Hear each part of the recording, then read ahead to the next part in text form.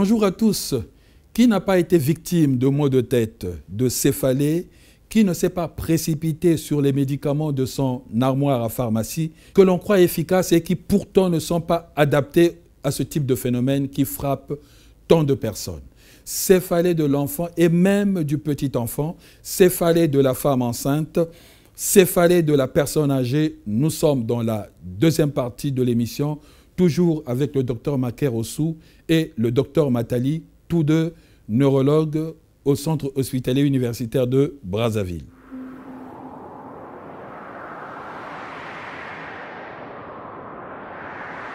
Alors, peut-on fumer et boire de l'alcool quand on est migraineux? Bon, généralement, dans la migraine, il y a ce qu'on appelle des facteurs déclenchant la migraine. Dans les facteurs qui déclenchent la miigreine, il y a le stress. Oui, on a évoqué. Voilà les contrariétés. Il faut rentrer à la maison, mais voilà, une femme qui vous agresse systématiquement. Par exemple, et tout. Ouais. Bon, qui vous accuse d'infidélité sans raison. Pour les médecins, à la sortie d'une garde lourde, on fait sa crise de migraine. Il parle de son cas, là, oui. Non, parce qu'il n'a pas dormi la nuit. Oui. Il est migraineux aussi, oui, il le dit parce que comment ça présente. Voilà. Ouais. Et parce que lui, c'est dû à la fatigue. Parce qu'il a veillé toute la nuit, il a consulté, il a travaillé toute la nuit. C'est les veilles, c'est la garde. Oui, mais justement. On est éveillé et tout. L'hygiène de vie fait partie des facteurs déclenchants de la migraine. Avoir un bon sommeil. Et l'alcool. L'alcool, effectivement, déclenche, ça fait partie des facteurs déclenchant la migraine. C'est décrit, l'alcool. Le café aussi, il est décrit. Bon, le chocolat aussi. Chocolat, voilà. Il y a certains... le café aussi, c'est un facteur déclenchant. Ah oui, c'est décrit le café. Pour les gens qui sont prédisposés. Il y a des études qui soutiennent que ça tue les maux de tête. En fait, c'est une question de prédisposition. Oui. Bon, il y a le chocolat. Oui, il y a même du fromage. Parce que on parle du camembert. On ne va pas dire... Parce qu'il y a ma soeur qui est très café. Oui, il y a ma grande soeur qui est... Madame Makonda est très café. Alors, rassurez-la. Non, mais après quand on dit facteur déclenchant, ça ne veut pas dire que chaque fois que vous le prenez, ça déclenche. Ça dépend des individus. Oui. Et vous avez dit tout à l'heure qu'il y a des études qui parlent de café pour soulager les maux de tête. Oui, c'est vrai que la caféine a fait partie des médicaments pour traiter les maux de tête. Mais les doses qu'il faut, les doses qu'il faut pour traiter les maux de tête, pour imager, c'est l'équivalent d'un lavabo de café. Si vous voulez traiter les maux de tête avec la caféine. C'est-à-dire?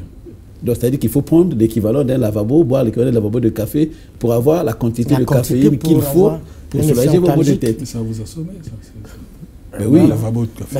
Mais voilà. Donc, ça veut dire que ce n'est pas en prenant ce café qu'on va dire qu'on va soulager ces maux de tête. Il y a eu des médicaments avec de la caféine dedans, avec une concentration nécessaire pour pouvoir soulager les maux de tête. Mais ce n'est pas une tasse de café, un verre de café qui va être utilisé pour soulager les maux de tête. Et puis on ne va pas priver du chocolat à tout le monde. Le chocolat aussi, c'est un facteur déclenchant. Oui, le chocolat, il est décrit comme facteur. Le fromage, on dit le camembert.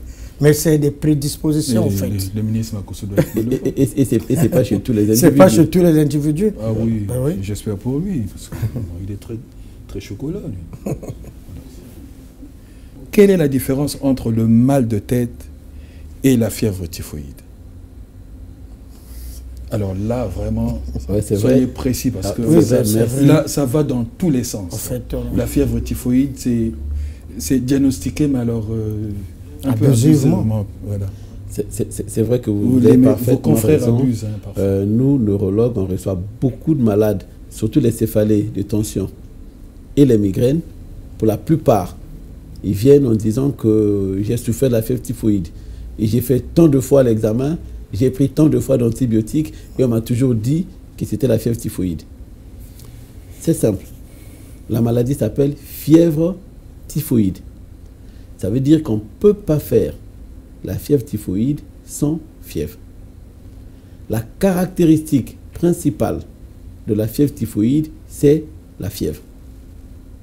Les maux de tête, les céphalées, c'est des signes qui viennent après. C'est des signes qui accompagnent.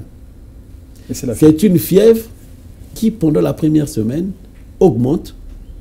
Donc, c'est 38, 38,5, 39, 39,5, 40, 40, 41. Et pendant la deuxième semaine, c'est une fièvre qui reste en plateau, entre 40 et 41. Ça ne bouge pas. Non, ça ne bouge pas. Voilà. Donc, c'est une personne qui va faire une fièvre importante, entre 40 et 41 pendant cette deuxième fièvre. Au cours de cette semaine ou à la fin de cette semaine, soit ça régresse, soit ça se complique. Parmi les complications de la fièvre typhoïde, il y a l'un des signes qui s'accompagne souvent, c'est des douleurs abdominales. Des douleurs abdominales parce que ce germe se localise également dans les intestins, avec un risque de perforer même l'intestin, dans les complications. Et donc, on ne peut pas parler de la fièvre typhoïde uniquement devant des céphalées isolées. Ça n'existe pas. Donc, quand on n'a que les maux de tête, ça ne peut pas être la fièvre typhoïde. Et en même temps, les techniques qu'on utilise pour confirmer la fièvre typhoïde aujourd'hui, il y a 2 sérologies qu'on utilise, le Vidal et Félix que les gens utilisent, qui ne sont pas très, très spécifiques. Ça veut dire que ça peut être positif pour autre chose. C'est-à-dire pour n'importe quelle autre maladie. Les réactions croisées et autres, ça peut être positif. Ah oui. Maintenant, pour être sûr que c'est la fièvre typhoïde, soit on fait l'examen des selles, comme j'ai dit que le germe peut être dans l'intestin, qu'on appelle la coproculture, où on va identifier le germe, donc le microbe même de la fièvre typhoïde qui est le salmonelle. Et quand on a ça associé à des signes, on peut dire que c'est la fièvre typhoïde. Soit au moment où la personne a une fièvre importante, on fait un prélèvement sanguin pour faire ce qu'on appelle une hémoculture. Donc on met le sang en culture pour cultiver les germes, pour voir quels sont les germes qui poussent. Et si le germe qui pousse, c'est le germe de la fièvre typhoïde, là, à 100%, on sait que c'est la fièvre typhoïde. Et le germe s'appelle comment? Le salmonelle. Le salmonelle. Oui, ou salmonella typhi. C'est de là qu'on tire le mot typhoïde. Typhoïde, oui. Donc c'est d'abord une fièvre. Une fièvre en plateau, mais qui ne bouge pas. Qui ne bouge pas. Fièvre typhoïde. Ce n'est pas des céphalées qui arrivent. Donc ce n'est pas des céphalées typhoïdes. Qui arrivent comme ça. Les céphalées typhoïdes n'existent pas. C'est des médicaments qu'on donne abusivement. Mais est-ce que la fièvre typhoïde, pardon, on va insister un peu sur la fièvre typhoïde, est-ce que la fièvre typhoïde est courante au Congo? Bon, après, nous, on est des neurologues. Oui, mais non, comme ça, c'est une question qui serait bien adaptée pour nos collègues infectiologues. Mais au sortir de la guerre, je pourrais dire oui, parce qu'on a eu un contexte un peu particulier, d'insalubrité et tout, qui pouvait favoriser. Mais actuellement, bon, je ne suis pas maladie infectieuse, comme je vous ai dit, alors je ne reçois pas beaucoup de malades qui viennent pour fièvre isolée ou fièvre en plateau. Ceux qui viennent en neurologie, c'est ceux qui ont des problèmes neurologiques. Et donc, c'est difficile que je vous dise si c'est une pathologie très fréquente ou peu fréquente, mais avec un regard distant, je pourrais dire que ce n'est pas une pathologie aussi fréquente tel que dit le grand public. Que l'on le présente dans le grand public. Mais c'est souvent diagnostiqué, hein, dans les labos. Hein, dans les labos, mais pas avec les tests adaptés. Oui, mais peut-être. Ça veut dire qu'il faut attirer... Donc certainement, si on commence à faire de façon systématique les tests adaptés, donc l'analyse des selles ou du sang, on n'aura pas la même fréquence de la fièvre typhoïde que ce que la population, ou ce qu'on retrouve actuellement dans la population. Voilà, j'espère que vous avez été entendu. On espère. Les crises de migraine abîment-elles les cellules du cerveau? Non. La crise de migraine n'abîme jamais. Et déjà, il faut dire que quand on est devant un migraineux, on les rassure pour dire que la migraine, c'est une maladie qui n'est pas grave. C'est une maladie pas grave, ça bénigne. ne tue pas. La migraine ne tue pas. C'est pas grave, mais ça empêche la migraine. Oui, ça peut empêcher de vivre normalement. Oui, c'est ce que je vous dis. Oui. La migraine, on dit que ce n'est pas une maladie qui n'est pas grave. C'est une maladie qui ne tue pas. C'est une maladie qui n'abîme pas le cerveau, mais c'est une maladie qui peut être invalidante. Voilà. Donc le terme, comme je vous disais tout à l'heure, la migraine peut faire qu'on soit hors service. Ça vous empêche de travailler, voilà, ça vous empêche de vaquer normalement vos occupations. Voilà, c'est le mauvais côté et c'est le maximum qu'une migraine puisse faire. C'est de vous mettre hors service pendant la crise. À la fin de la crise, votre cerveau est normal. Votre cerveau n'est pas malade. Entre les deux crises, vous êtes normal. Quand vous avez la crise, tout ce que vous avez de mal, c'est la douleur. Pas plus, hein, pas plus. Et donc, c'est pour cela que dans le traitement, ce qu'on fait, c'est de chercher à traiter la douleur, la crise.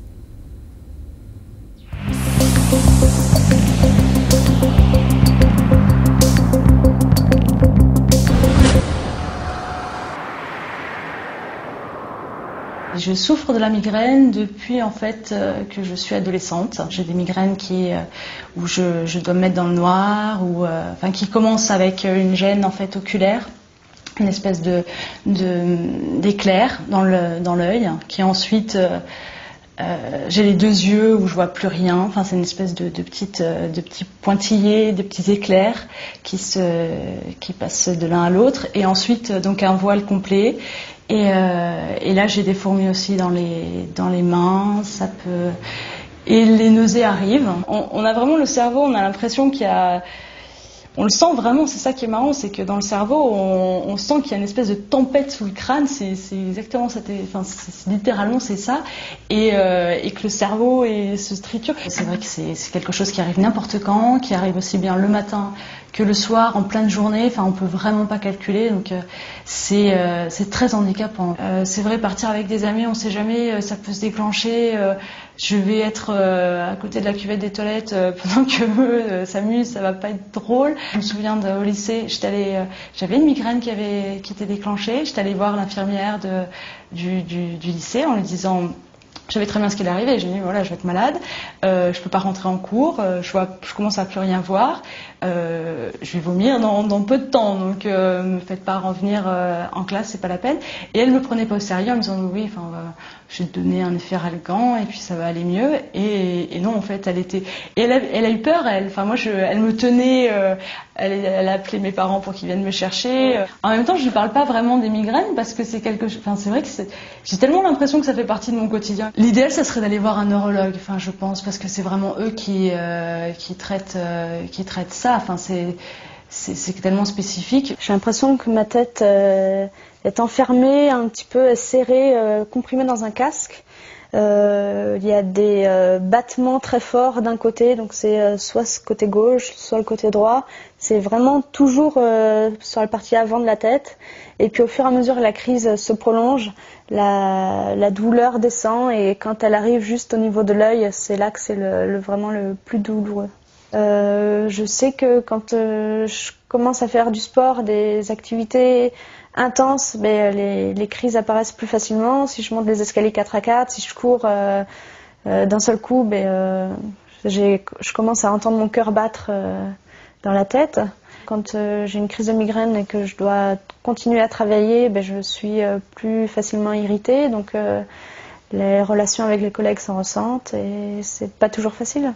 Déjà, c'est difficile de l'avouer aux médecins, parce que les médecins ne nous croient pas, les médecins généralistes, j'en ai vu beaucoup, et ils confondent mal de tête et migraine, et pour montrer l'intensité de la douleur, il n'y a pas de mots, on ne peut pas montrer à l'autre comment on a mal, donc les médecins souvent ne prennent pas en compte le degré de douleur, et à partir du moment où les médecins nient, on ne peut pas dire à ses proches oui, j'ai très mal. À partir du moment où même les médecins ne prennent pas en compte nos douleurs, on peut pas en parler aux autres.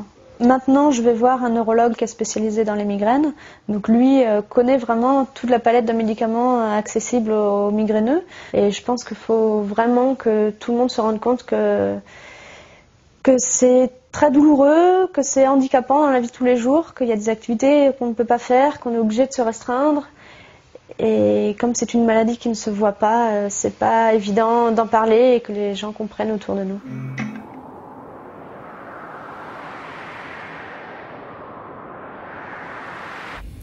Alors, quelle est l'approche génétique dans le cadre de la céphalie? l'approche génétique dans le cadre de la céphalée. Quand on le mal de tête, quoi. Voilà. Le mal de tête. Ben, je vous dis, dans les maux de tête, voilà, dans les maux de tête, comme on dit, il y a beaucoup de types de maux de tête. Bon, quelle est l'approche génétique dans le cadre de la migraine? L'approche génétique dans la migraine, quand on a une migraine classique, qu'on arrive à stabiliser, on n'a pas besoin d'aller vers une approche génétique. On sait qu'il peut y avoir une composante familiale et autres. Maintenant, il y a quelques particularités des migraines qui sont génétiques. C'est le cas d'une entité qu'on appelle la migraine hémiplégique familiale. Dans cette migraine, on sait qu'il y a une mutation, donc une transformation au niveau de notre ADN. Je ne vais pas aller loin, donc au niveau de notre génome, de ce qui fait ce que nous sommes. Voilà. Donc il y a une petite modification, une mutation d'un gène qui est connu, qu'on retrouve dans ce contexte. Maintenant, le problème, c'est que quand on identifie comme ça, ça nous permet juste de dire que la migraine que cette personne a, qui l'a rendue hémiplégique, c'est dû à ça. Mais on ne va pas plus loin. Sans plus. Sans plus. Ouais. Donc il n'y a pas d'autre proposition derrière. Ce qui fait que pour le traitement et autres, il n'y a pas quelque chose de plus derrière à faire. Voilà. On va vous dire que ouais, c'est un problème au niveau de votre génome. Et puis voilà. Et puis donc on sait de quoi il s'agit. Voilà. Et il n'y a pas, voilà.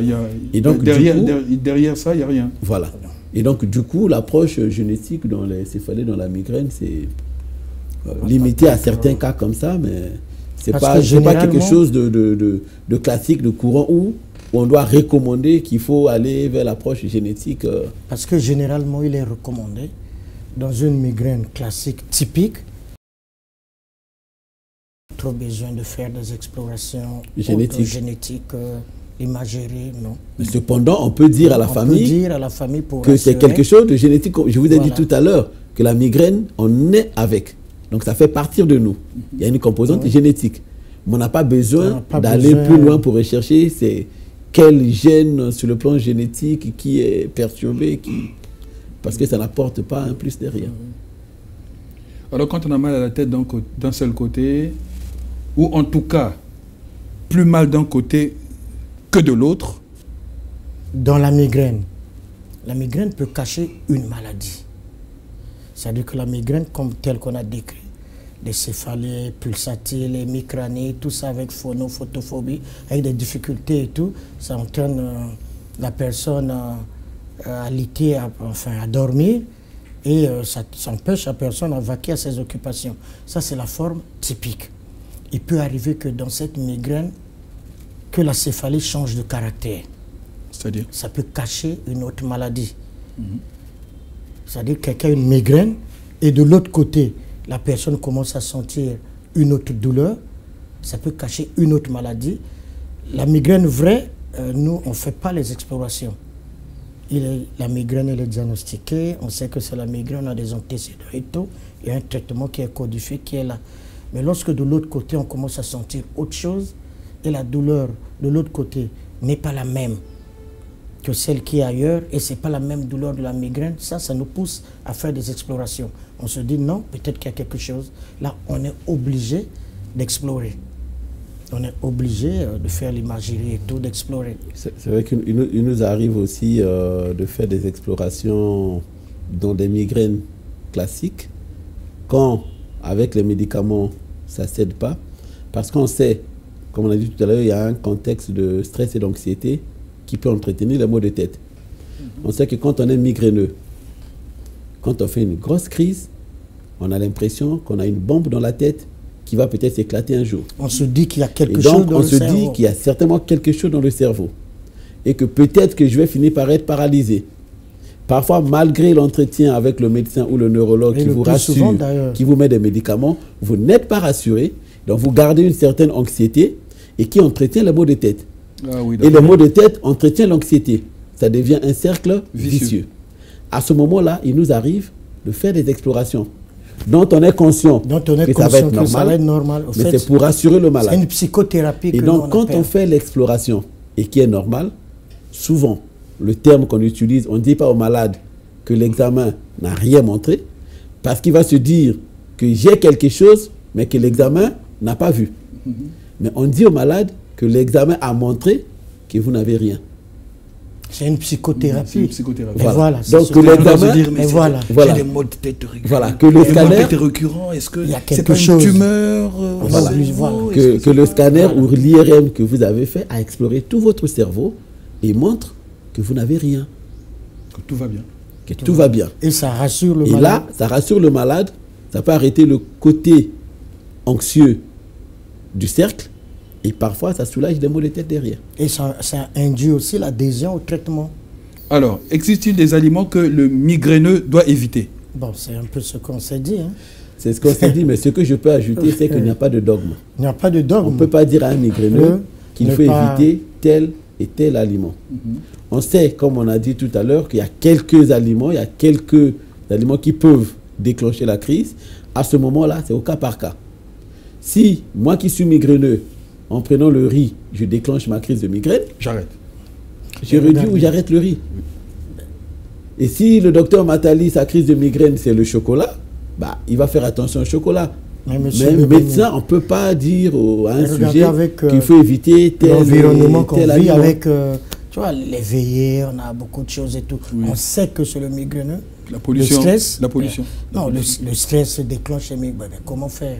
On ne va pas dire à quelqu'un qui est migraineux de ne plus aller à une veillée. Oui.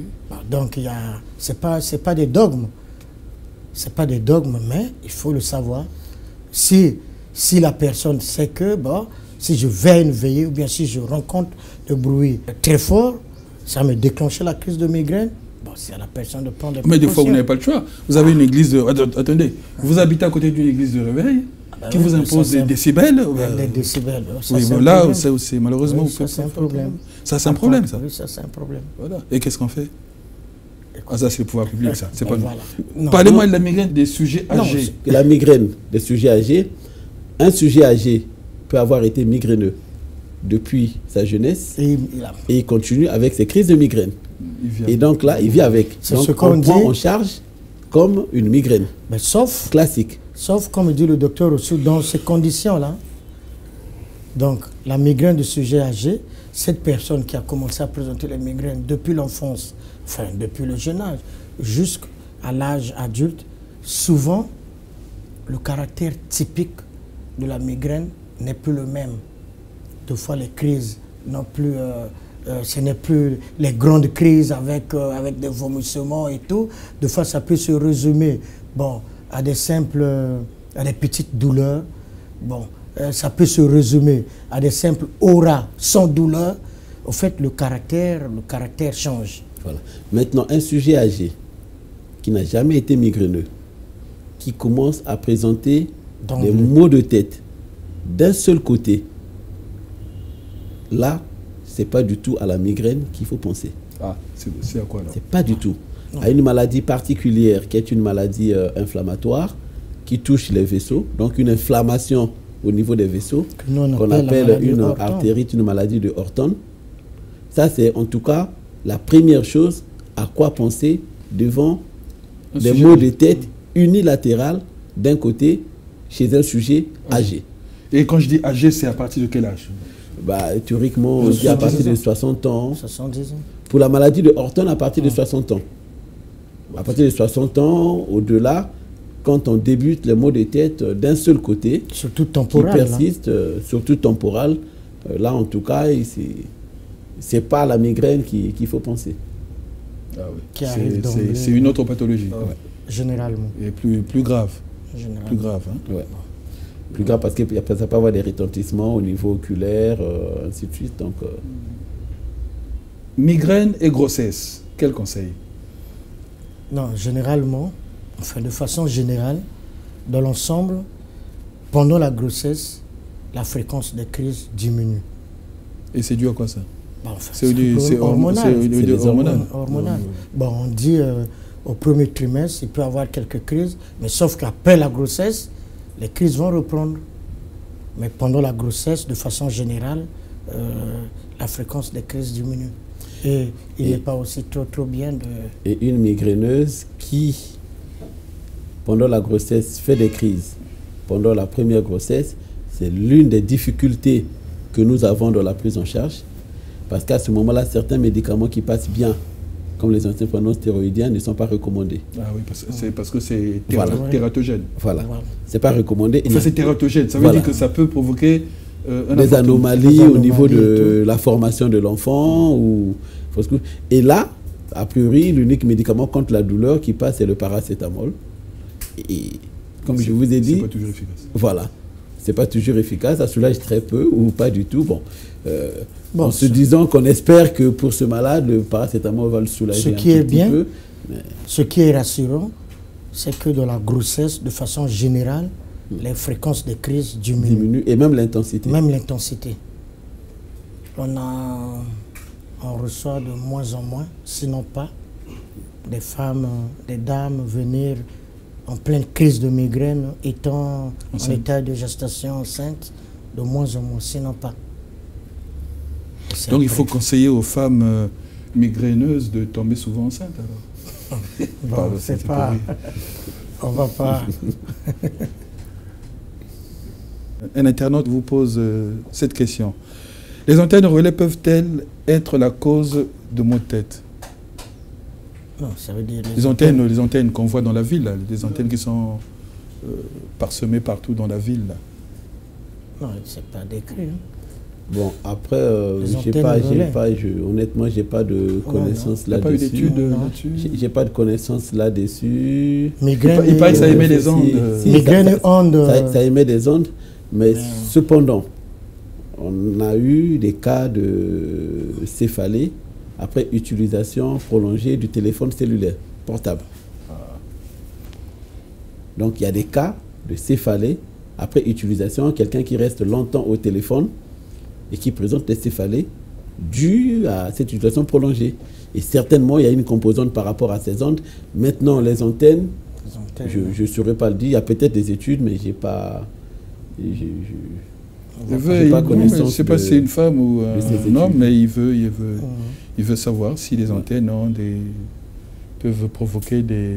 Parce que sinon on aurait du mal si ça présente. Ça m'étonnerait quand même. Ah bon. Ça m'étonnerait, oui. Donc vivre à proximité d'une antenne, c'est pas dangereux. D'une antenne relais, c'est pas dangereux. A priori, ça n'a rien à voir avec des migraines. A priori. Okay. Bon, a priori, on va peut-être essayer de... On ne s'est peut-être jamais penché sur la question pour voir quelle est la relation. Quelle est la relation. On va peut-être essayer de se pencher sur la question et puis bon, si on a l'occasion prochainement, on vous apportera la réponse prochaine émission la plus adaptée. Alors c'est un autre internaute qui veut savoir: bonjour, j'ai des maux de tête de temps en temps, mais j'ai toujours la vue trouble dès que je me lève le matin, avec aussi de temps en temps des vertiges dans la journée. À quoi dois-je penser? Non. Ça, c'est l'internaute qui vous décrit sa situation. Bon. Parce que la vue trouble, est-ce qu'elle n'a pas de problème de vision? Il faut la poser des questions. Est-ce qu'elle n'a pas de problème de vision? Est-ce qu'elle n'a pas de flou visuel à la lecture? Est-ce qu'elle lit les petites écritures? Est-ce qu'elle n'a pas de problème de vision? C'est le matin, hein? Oui, et puis c'est le matin. Ouais, en même temps, tel que décrit ici, il a mal à la tête tous les jours. Et que chaque matin, il a un flou visuel avec des vomissements. Est-ce qu'il y a des vomissements? Enfin, non, il va parler de vomissements, on a dit. Trouble dès que je me lève le matin. Avec aussi de temps en temps des vertiges dans la journée. Des vertiges dans la journée. Bah, après la description, je conviens pour vous dire que il faut l'explorer. Les céphalées, c'est l'une des pathologies où c'est difficile de prendre un malade à distance ou au téléphone ou par Internet. Parce que la première consultation d'une céphalée peut durer 1 heure. Parce que ce que dit le docteur aussi veut dire il quoi? faut rechercher toutes les caractéristiques. On a beaucoup de questions à poser aux malades pour rechercher sur les milliers ou les centaines de types de maux de tête, à quoi peut correspondre le mot de tête qui présente un sujet. Parce que cette espèce de flou visuel dont elle parle, pour nous, il faut l'explorer. Il faut qu'on voie et qu'on explore. Est-ce qu'il y a des visions doubles? Est-ce qu'il y a la motilité? Parce que l'une des choses, on peut avoir des maux de tête parce qu'on a une chute de la pression artérielle ou de la tension. Ah oui. Il arrive chez certaines personnes que quand on part de la position couchée à la position debout, qu'au niveau des vaisseaux, généralement, il y a des comme une sorte de brosse à l'intérieur qui maintient la pression équilibrée. Chez d'autres personnes, ça ne tient pas. Donc, quand on parle de la position debout, plutôt couché à la position debout, il y a une chute de la pression, de la tension. Vous savez que la tension, c'est un peu comme quand on a un immeuble et quand on n'a pas de suppresseur. Donc, la pression qui n'est pas importante, celui qui est au dernier niveau ne reçoit pas suffisamment d'eau. Et c'est la même chose. Quand on se lève, le cerveau est au dernier niveau. Ah oui, il faut... Et donc, si la pression n'est pas suffisante, le cerveau n'ayant pas reçu suffisamment de son, vous allez avoir un flou visuel, vous pouvez faire un malaise, vous allez avoir des vertiges et parfois des maux de tête. Donc, ça peut être simplement dû... C'est pour ça que je vous dis, l'interrogatoire est capital pour pouvoir caractériser et loger un certain type de maux de tête pour chaque pathologie quelconque. Parce que, comme on a vu, les céphalées, c'est un canevas. Chez ce patient, par exemple, je lui demanderai, s'il a un tensiomètre, de vérifier sa tension avant de se lever et quelques minutes quand il s'est levé, pour voir est-ce qu'il y a des variations ou pas. S'il y a une réponse que je pourrais lui proposer, d'abord commencer par ça, mais l'idéal, c'est de consulter un médecin qui posera beaucoup de questions et qui fera son examen. Bon, un autre internaute, alors, quand lui apparemment c'est un homme, quand je me masturbe ou après le coït, j'attrape des violents maux de tête, c'est signe de quoi, docteur? C'est que lui, après l'acte sexuel, il a des violents maux de tête. Je crois que ça arrive aussi chez les femmes. Hein, Oui, mais là, c'est comme je vous disais tout à l'heure, dans la classification internationale des céphalées, il y a beaucoup de types de céphalées. Et dans ces types de céphalées, il y a ce qu'on appelle des céphalées coïtales. C'est décrit. Donc, chez certains individus, comme on peut faire de la migraine, chez certains individus, le coït déclenche des maux de tête. C'est l'acte sexuel. L'acte sexuel. Donc, l'acte sexuel déclenche des maux de tête. Et ça se passe généralement après le... Chez certains, ça peut se passer pendant, et d'autres, généralement, c'est après. Il y a certains, c'est pendant qui même leur imposent d'arrêter le rapport, d'arrêter l'acte. Mais c'est dû à quoi? C'est comme la migraine. C'est des substances de la douleur qui sont libérées au niveau du cerveau pendant cet effort, pendant le coït. Parce que quand on fait le coït, il y a certaines hormones, certaines substances qui sont libérées au niveau du cerveau. Oui. Qui vous fait éprouver le plaisir, qui vous excite et tout. Et donc, chez certaines personnes, ça stimule également des substances qui s'occupent de la douleur et ça déclenche la douleur à ce moment-là. Ce qui est rassurant dans cette histoire de céphalée post-coïtale, si c'est des céphalées post-coïtales, point, il a été avec une femme ou bien pendant et tout, on a un peu mal. Mais après, enfin, chez les femmes comme chez les hommes. Oui, hein, mais après, ce qui est rassurant, après, ça cède. Après, on n'a plus mal, c'est pas grave, comme on dit. Il faut arrêter, quoi. Bon, ça dépend de l'intensité. Ça les pousse à arrêter, alors. Non, mais parfois, si c'est malade, on les conseille à certains médicaments qu'on arrive à mettre pour essayer de les soulager. Pour essayer de les soulager. Oui. Il y a d'autres céphalées dans ce contexte de coït qui sont dues au fait que quand on est dans cette période, chez certaines personnes, il faut des vaisseaux. Vasoconstriction. Il y a une vasoconstriction, donc les vaisseaux se rétrécissent. Et ce rétrécissement de vaisseaux fait que la circulation du sang n'est pas importante et ça peut déclencher ces céphalées. Il y a à peu près 4 mois, j'ai eu une patiente comme ça, gendarme, pas ici, en France, gendarme, qui chaque fois qu'elle était dans les préliminaires, donc avant son acte, elle avait des céphalées intenses, comme ça. Et donc, on a fait des explorations où, pendant l'IRM, on lui a demandé d'imaginer la scène. Et quand elle imagine la scène, donc on a fait l'IRM, on a vu que les vaisseaux étaient rétrécis. Et quelques temps après, on a refait l'IRM dans un contexte normal, sans particularité, où les vaisseaux passaient normalement. Et donc, à cette dame, on a proposé des médicaments qui permettent de dilater un peu plus les vaisseaux. Avant l'acte. Voilà, qu'elle prend régulièrement avant l'acte, et puis ça l'a soulagée. Enfin, comme je l'ai dit, généralement, ce n'est pas des céphalées très graves. C'est embêtant et tout, mais sauf que pendant le coït ou après le coït, si ces céphalées s'accompagnent maintenant de vomissements, là, c'est pas bon. C'est dangereux. Ou d'une impression, d'une faiblesse d'un côté et tout, c'est pas bon. Si ce n'est que des céphalées banales, enfin des céphalées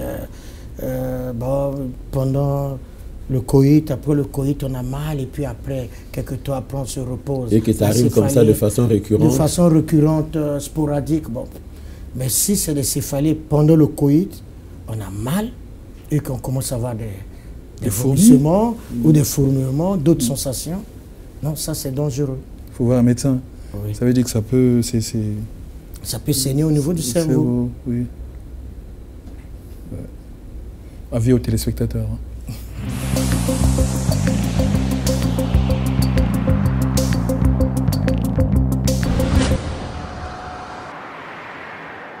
Un Taïwanais de 45 ans s'est rendu aux urgences pour se plaindre de maux de tête sévères après avoir eu des relations sexuelles ou après avoir tout simplement éjaculé.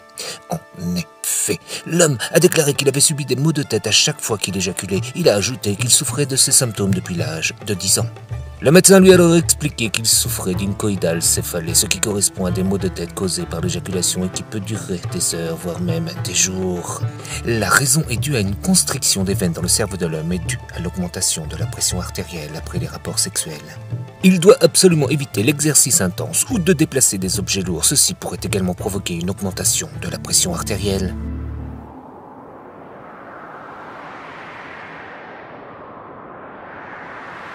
Ok, il y a un autre internaute qui veut savoir, il vous demande, docteur, pourquoi quand je dors dans une chambre mal aérée, j'ai de violents maux de tête au réveil? Il ne faut pas que ça soit aussi psychogène. Parce que... Il est dans, enfin bon, j'imagine, hein, il est dans une chambre, bon... tu sais, il y a des gens qui sont claustrophobes, hein. Il y a des gens même, pour faire le scanner, ils ne peuvent pas, vous savez, le scanner. On vous introduit dans cette espèce d'appareil. Vous avez déjà vu le scanner? Oui, oui. Cette espèce d'appareil. Vous rentrez dans un comme oui, un genre de... Beaucoup de gens ne tolèrent pas. Oui. On est deux fois obligé de les mettre sous anxiolytiques, tout ça, pour faire l'examen. Sauf...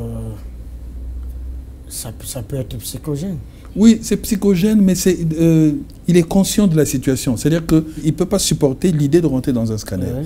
Il est conscient. Tu sais, mais le gars qui dort, rester seul, ils ne peuvent pas. Oui, mais lui, il est dans une chambre mal aérée, donc il a dormi toute la nuit. Et au réveil, il a des violents maux de tête. C'est ce que je comprends, moi. C'est pas une claustrophobie. Oui, mais est-ce que... Lui, au réveil, à chaque fois... Est-ce qu'il a dormi la nuit? Parce que lorsqu'on ne dort pas la nuit, le matin, on a mal à la tête. Est-ce que le fait de rester dans cette espèce de chambre mal aérée, est-ce qu'elle dort? Est-ce qu'elle arrive à dormir? Parce qu'il y a des gens comme ça qui ne dorment pas. Vous savez qu'il y a des gens qui ne supportent pas ne pas dormir dans la climatisation, par exemple. Il y a des gens qui dorment que dans la climatisation. Oui, il ne peut pas imaginer un seul instant dormir dans une chambre non climatisée. Non climatisée. Ça, c'est bon. Oui, mais ça, c'est parce qu'il ne supporte pas la chaleur. Oui, mais lorsqu'on ne dort pas, le matin, on finit par avoir mal à la tête. Oui, mais le gars, non, mais le monsieur, lui apparemment, il a dormi. Oui, mais attends. Il dit, expliquez-moi, docteur, pourquoi quand je dors, donc il a dormi. Oui. Est-ce qu'il dort? Il a dormi et dormi, est-ce qu'il dort?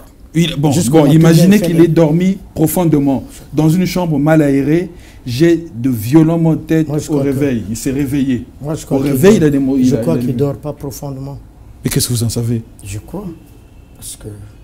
Puis puisque le monsieur vous dit qu'il dort. Oui, bon, après, on ne sait pas. S'il dort et que réellement il a des maux de tête, ça dit que c'est son facteur déclenchant. Peut-être.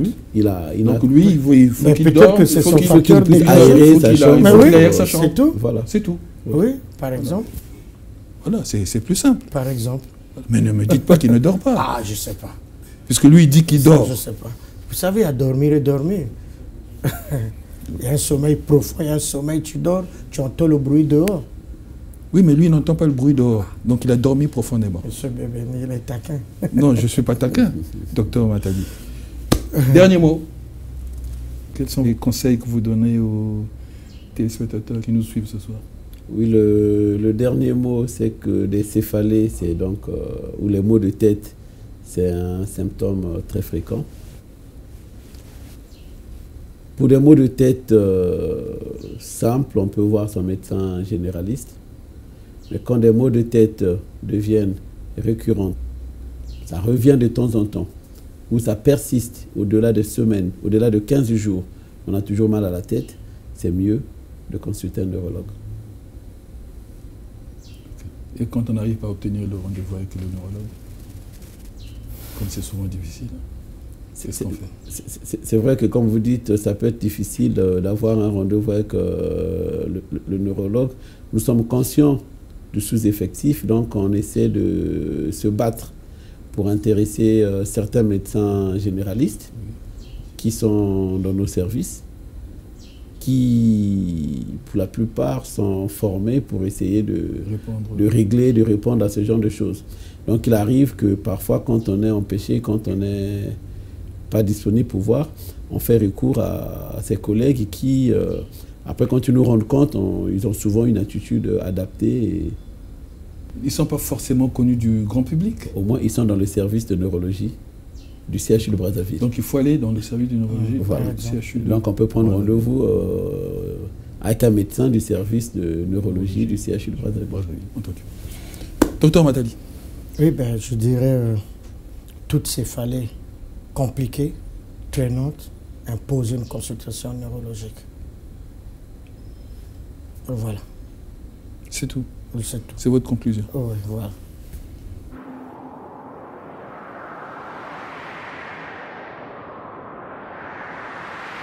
Mesdames, Messieurs, nous sommes arrivés au terme de cette émission. Merci Dr Ossou et Dr Matali pour vos explications sur les maux de tête, un vrai casse-tête. J'espère que ce soir, vous avez répondu aux attentes de nos téléspectateurs à propos des maux de tête ou céphalées. Enfin, nous retenons en substance que les causes du mal de tête sont nombreuses. Cela peut être une maladie infectieuse, de la fièvre, un manque de sommeil, passer trop de temps devant un écran comme un ordinateur ou un portable, la fatigue, une consommation excessive de médicaments comme des analgésiques, une origine génétique, des variations hormonales, surtout chez la femme, la prise d'alcool, les troubles gastro-intestinaux. En tout cas, les causes sont multiples. Notre pensée du jour est une citation de Miguel de Cervantes. Le plus pauvre n'échangerait pas sa santé pour de l'argent, mais le plus riche donnerait tout son argent pour la santé. Prenez bien soin de vous et des vôtres, car votre santé est votre bien le plus précieux. Merci, au revoir et à la prochaine, si vous le voulez bien.